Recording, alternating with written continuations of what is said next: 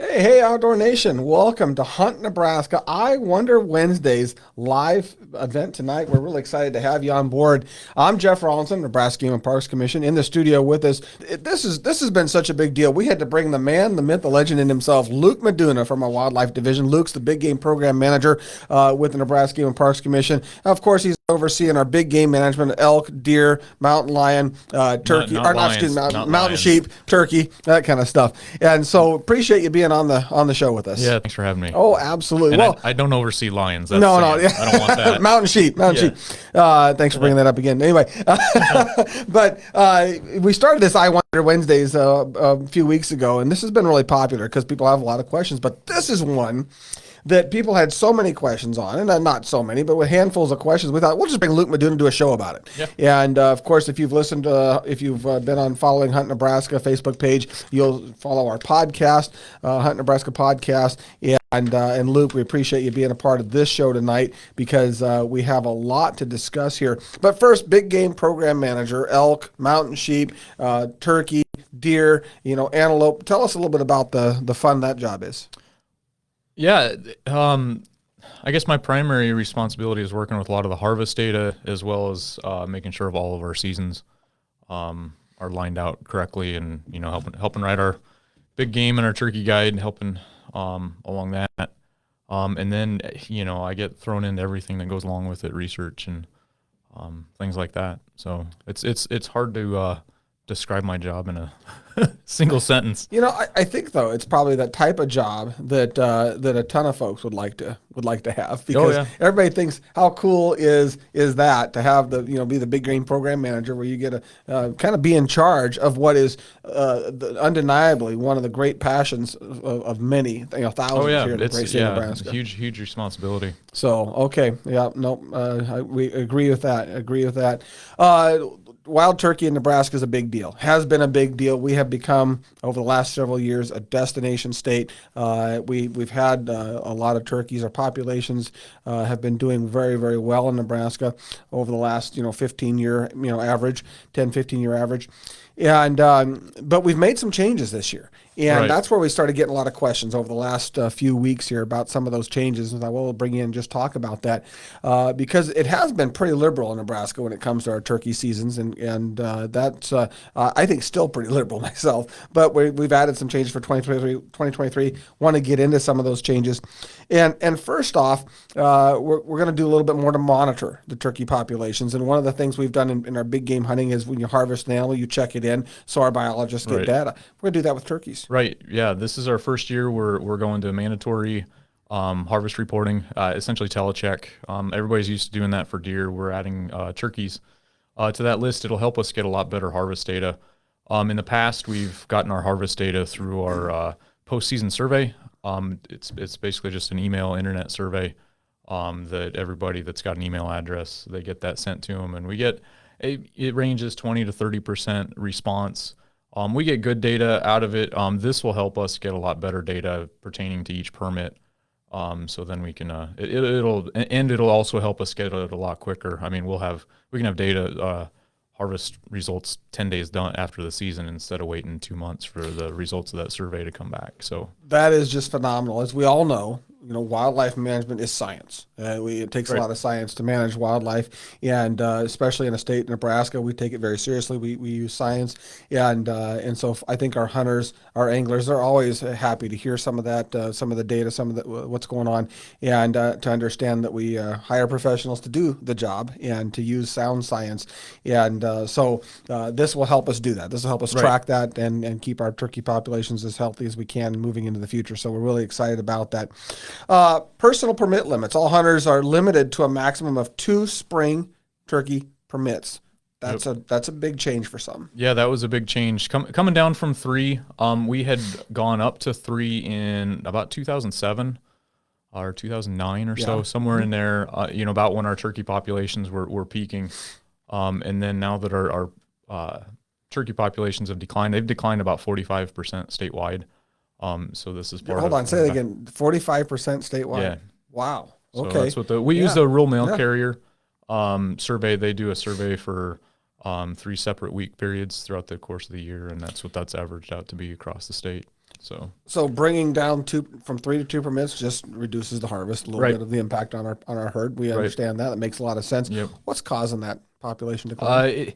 That's a hard thing to ferret out. It's not necessarily, there's not one smoking gun. Never is, right? No, and it's, it's kind of death by it's a handful of things. I mean, it's, for one, you could kind of look at it as death by 1,000 cuts, paper Sure. cuts. It's, habitat, changing some predator populations, just different things like that. But the other part of it too, when we saw, an absolute boom of turkeys in the 2000s, I mean, our turkey numbers just skyrocketed. So some of what, this decline from our peak is just a regression back to what the habitat can sustain. Because that's fairly common for species like turkeys to overshoot that carrying capacity, and so some of this is just a regression back to what the habitat can support. But obviously, there's parts of the state that it's good turkey habitat, and we're not seeing nearly what Sure. what we would like to see. But still, populations. Yeah, where we've beautiful populations compared to where we were 20 years ago. Yeah, well, we're comparable to where we were, 2006, 2007. Gotcha. Which were population still really good wise. turkey years. And that was I right. remember. That was in our swing up, but we're still above where we were in 2000, Gotcha. 2001. Gotcha. So like I've told people when we do our radio show and whatnot, I've kind of said we're still in the good old days compared to what it was 25, 30, 35 years ago. Because I remember cutting my teeth on turkeys. I hadn't seen a wild turkey until I went to the Niobrara River Valley, Verdigris Creek, and those areas, and I saw my first turkey probably in my teens, 14, 15 maybe, and I was just enthralled. I just thought this was the coolest thing. This big old bird, and it gobbles and struts. I just thought it was the coolest thing. But today, you can still go right outside of Lincoln, right outside of Omaha, just about any of our major, Kearney, any place, and still be in turkey country. Yeah, and we've still got them statewide, and that's some of the people judging our numbers of turkeys by what they see or what we've got around towns can be a little bit deceptive because the birds in and around towns, we've still got fair numbers of turkeys in these urban or suburban areas, but it's the rest of the state has definitely seen some drops, but there still are decent numbers of birds across the state. It's not what it was. Not what it was. Got it. As I said earlier, Nebraska has become a destination state for turkey hunters, and with good reason. Really good population still across much of the state. However, we've capped that this year for out-of-state hunters to come into Nebraska. Tell us a little bit about that. Right. Yeah, this is our first year of instituting a non-resident cap of 10,000 permits statewide, and that doesn't include the landowner and youth. That's just the general adult permit.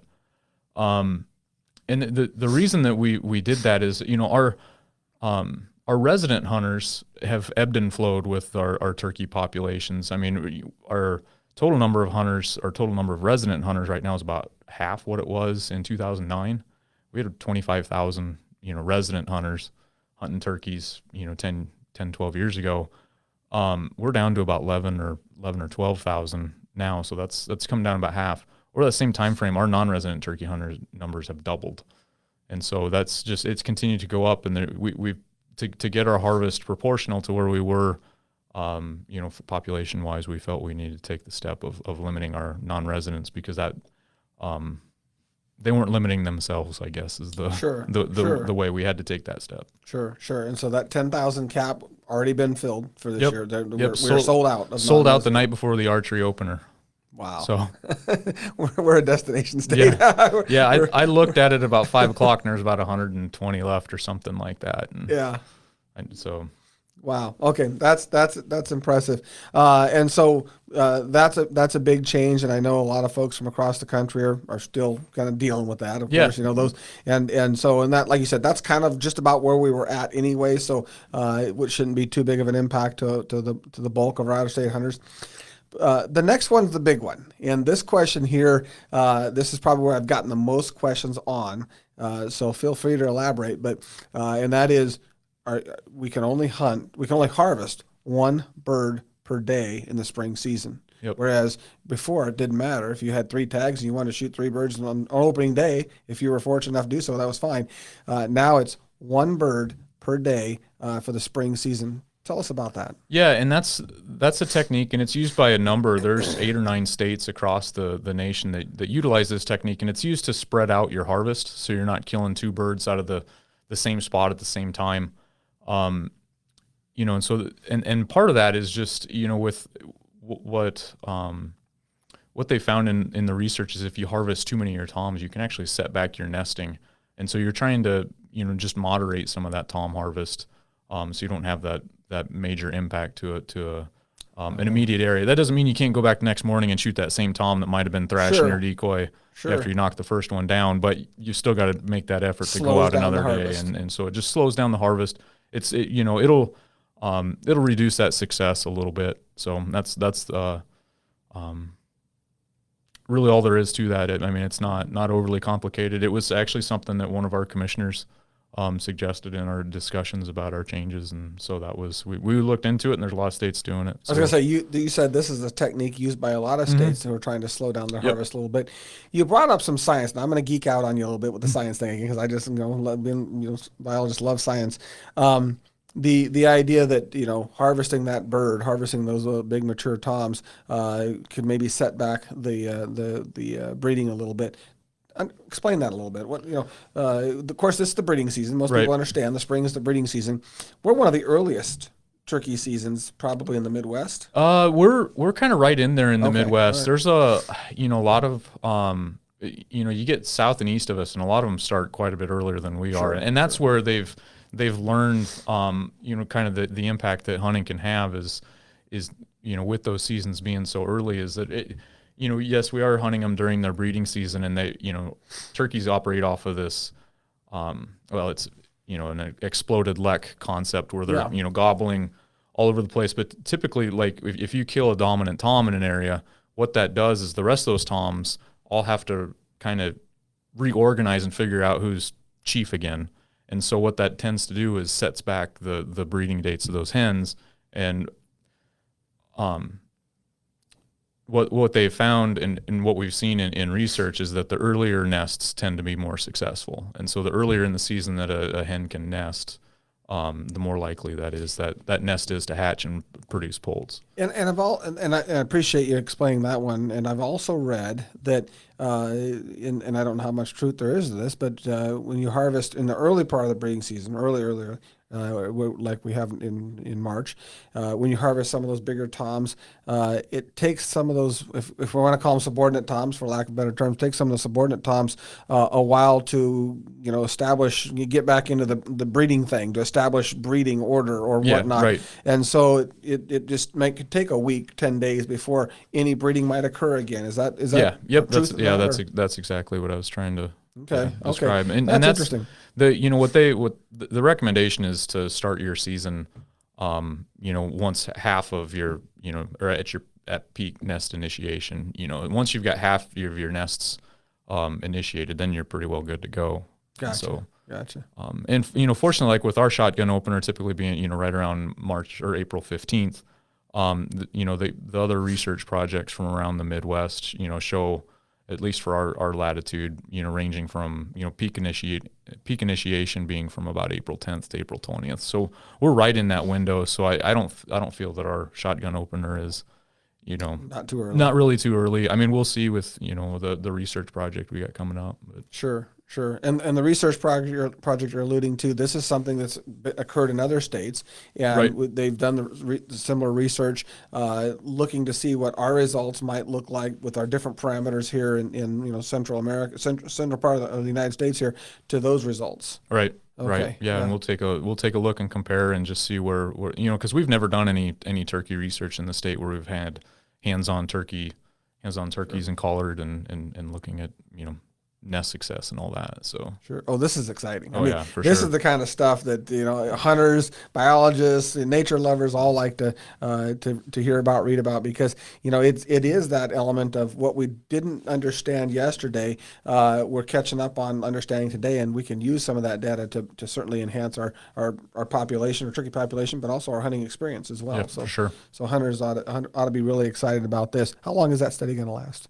If I remember right, the funding on that goes all the way through December of 2026. So we have some big partners involved. This isn't just a for Game sure, and Parks Commission. for sure. It's University of Nebraska is leading it, but we've also got University of Georgia. Mike Chamberlain is There's a helping out famous with. name. Yeah, he's Folks, if you've paid attention at all, Outdoor Life, social media, they've been talking about this gentleman and this research. Yeah, for sure. Yeah, he's making sure we don't do anything dumb. So Well, it's interesting. It is kind of cool when some research can start in one part of the country and then it expands and we have more and more comparisons and much more data set to draw from.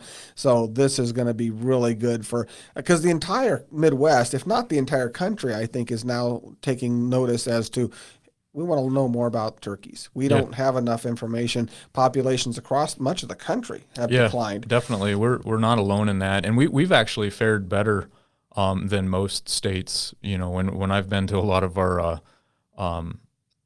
meetings with other states, they've often asked me, like, what are you guys doing different? And that's kind of a shrug of the shoulders. We don't know, because it's there's really not a whole lot that we're doing necessarily different, harvest wise or any of those things that we can impact. Some of it's just simply the habitat that we have and that we've got where our birds are successful. Sure. Well, I'm excited to see the study. I'm excited to get the data, so that'll be really cool. A couple of the last few changes that we could talk about, and I think these are kind of obvious too. In the fall, we're reducing the bag limit for all hunters during the fall turkey season to 1 turkey, right? And then shortening the season dates. We've had an extremely long fall season for several years now, and that's going to be shortened from October 1 to November 30th. So that is a much shorter season than in the past. Describe the impact that has in the fall versus the spring. Our fall season, our harvest is not a lot. We've been harvesting, 3,000 to 4,000 birds, in the fall. And so it's as much of just an opportunity hunt. When our bird numbers were really high, we were harvesting 12, 14,000 birds, a year during the fall season.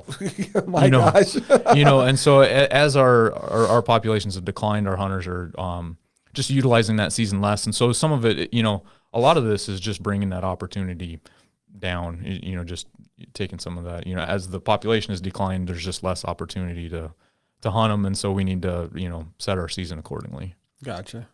Well, that is exciting. It's interesting. Those types of changes are going to have impacts, and certainly not everybody will be thrilled with those changes, but certainly understand they're changes that are not just Nebraska. A lot of states are responding to their turkey populations, making changes that are in the best interest of those turkey populations and our hunters and all Nebraskans for that matter, people who love seeing turkeys and so forth. So kind of one of those work with us on this. The more we learn over the next several years, the better we're going to be able better set we're going to be to manage turkey populations in the future. Right. And I'm hoping that, we see some improvement in our populations and we can bring some of this stuff back. Just because we're cutting stuff down now doesn't mean this is a forever deal, but sure, we just we got to be responsible and for the resource we got. And one of the basic tenets of wildlife management is it has to be flexible to be effective, and this is wildlife management's flexibility at its finest. So right in line with what we teach in the textbooks. Yep, for sure. So April 8th is our youth firearm shotgun season starts. A lot of kids losing sleep over that one as we speak. April 15th, statewide shotgun season, so everybody will be able to take off to the field with shotgun. No limits in state for permits, so people will be able to get their permits and get out there and enjoy the season. I know I'm looking for. We're looking at 90 degrees a couple of days next week. This spring has been. That's gonna make birds do different things right now, because right now they're still somewhat bunched up. I mean, I don't think there's been a ton of broken flocks, but they are starting to. Yeah, and that's something we've seen with the birds that we've got collared in the research project. Here a few weeks ago, they really started seeing them breaking up and moving, and that's up in the Pine Ridge where they've had all the snow and everything. They're digging out in feet of snow. Yep, and so those birds starting to move around quite a bit. Even in the Southwest where we've got birds, they were still trying to trap, and those birds they split from those winter ranges, and they couldn't. They didn't quite catch all the birds they were hoping to this winter, but yeah, the spring caught up with them. Oh my gosh! I just got off the phone earlier today with our regional park superintendent in the Northwest, Mike Marevin. Mike was talking about the snow, and folks, we're talking snow. He's not shoveling snow; he's using tractors to move they snow. got dumped yesterday. They got dumped again, yeah. And so so in reality, temperature maybe isn't the big factor when those flocks start breaking up. There's a little more to it. Yeah, and some of that, when they get buried like that, it's food resource can be a big thing for them. So hopefully, and that's something I'm sure we'll see with our nesting. It'll be interesting to see how that all just body condition, and we'll see what % of our hens actually attempt to nest up in some of that country this year. So sure. Gotcha. That'll be interesting. You're going out on the 15th, I imagine. I'm gonna try. Okay. I'm gonna try to get my boy out too. Oh, awesome! Go-to technique. April 8th. What's your go-to technique? I've always just been a run and gun. I'm not very good at sitting still, as you can imagine. You and me both. So I've trying to locate them and then just get in front of them or do what I can to call them in. That's sure. That's what I've relied on. I don't know. It's worked for a lot of fun. It's worked for it. Yeah. Well, I can't say that it's worked real well for me, but well, we all have our days, Luke. We all have our days. Yeah, and some days are better than others. Last year, I have to say, I put the time in, but I stayed in kind of one location for a lot of my season. And of course, when you're hunting eastern part of the state, we're not talking hunting big areas and thousands of acres. We might be talking hunting 80 acres, a couple hundred acres at the most. Yeah, and so we kind of end up hunting out of ground blinds because we're staying put. We're not running and gunning as much, and I think that's quite a bit different hunt than when you're up in the north or the northwest. And you're hunting thousands of acres and you're running and gunning, which is how I cut my teeth hunting turkeys. But all of it's fun because when that big gobbler sounds off, 50 yards behind you, if the hair on the back of your neck doesn't stand up, you're living wrong. Yeah, for sure. So this is exciting. Anything else you'd like to add on the changes or questions that have come up to you that we haven't covered today? No, not really. Just a big reminder on that. On the mandatory harvest reporting. I mean, it's going to be the same as deer. You can go to the website or call it in. Of course, we got a new permits website too. And Good point. The harvest reporting is actually a part of the new permits website. You can either once you get to the login page, there's a little button at the bottom where it goes down to the white. There's a button right there that says big game check or something like that.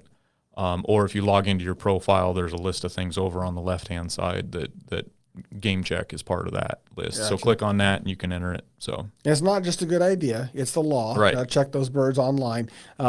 So make sure you do that. But please do that because there's valuable information that our biologists absolutely need in order to make the best decisions we can. In the coming years. Yep. So we're looking forward to having a lot of that data. Make sure you get that done on pod harvest. And last thing I want to bring up, it's not a big deal, but my understanding there's going to be some banded birds out in the population. Right. With some of the captured birds with the research, they didn't put collars on all of them that they captured, but they put leg bands on a lot of those. So there are going to be some that have got those backpack GPS transmitters. So if you happen to shoot one that's either leg banded or got a GPS collar on it, make sure you call in and report that, and so we can get the information off of it and get that collar back. Now, where do you wear a turkey band after you take? I don't know. I don't have a lanyard for turkey bands. I mean, this is going to be interesting, but I do think it sounds exciting. So, all right, Luke, folks, there's a lot more we could say about this subject. Make sure if you haven't taken hunter education, you're getting you or your kids into hunter education before the season. Any hunter, 12 through 29, who wants to hunt with a firearm in Nebraska has to take hunter education. Not required for bow hunter education for turkeys in Nebraska, but for the shotgun hunting. It absolutely is required, so make sure we get that as well. Don't forget to get your copy of the 2023 turkey guide as well. This puppy here is kind of the Bible of our turkey regs, if you will. And so a lot of great information here. Chances are if you have a question, it's already in the turkey guide. Now, if they have questions after hours between 5 and midnight, what number should they call, Luke? What's your cell number? All right, Luke, thanks for being on the show. Thanks for having Appreciate me. it.